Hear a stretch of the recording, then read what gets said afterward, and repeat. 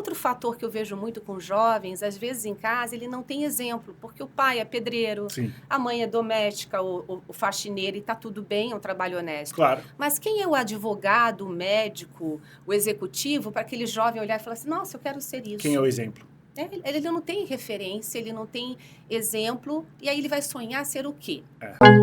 Eu passei a ter muito contato com este público a partir do momento que eu conheci a minha esposa, que ela fez um trabalho muito forte com uma ONG, e ela foi me letrando e foi mostrando para mim o quão distante é a realidade da minha classe social, da onde eu vim, para com essas pessoas.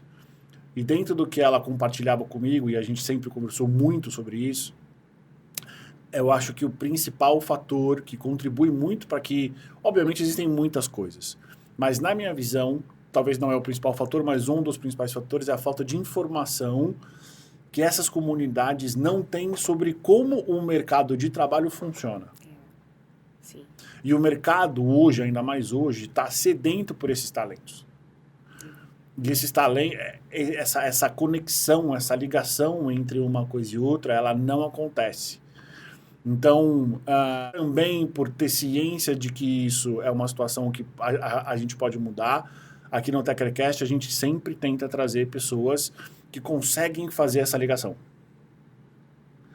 Porque o mercado precisa de jovens talentos. E as pessoas economicamente vulneráveis precisam ter oportunidades. Exato. E por que isso não acontece em larga escala? Uhum. Não é uma má vontade, é informação. Precisa chegar lá na pessoinha e esse caminho precisa ser minimamente visível para que essa mágica, que é muito simples, aconteça. Mas eu já ouvi eu concordo plenamente com você, eu já ouvi de uma RH, uma profissional falando assim, nossa, mas eles têm que ter protagonismo, é só eles entrarem no site A, B e C e se candidatar a uma vaga. A pessoa precisa entender que muitas vezes essa pessoa ela não tem nem celular, Isso. Quando tem um celular talvez não tenha nem internet e muitas vezes ela não consegue, ela não tem o letramento ou é analfabeta ou semi-analfabeta e não consegue fazer isso. Perfeito. Tem essa questão da tecnologia, do Exato. acesso. Eu já tive candidato fazendo entrevista no banheiro do shopping, porque é onde ele conseguiu Wi-Fi, né? E, além disso, tem um outro fator que é a autoestima. Se você pega uma vaga agora, você é uma profissional super bem formada, eu também tenho experiência, tem vagas até que eu vou olhar ali e falar assim, será que eu posso? Né? Porque são vagas de super-homem e super-mulher.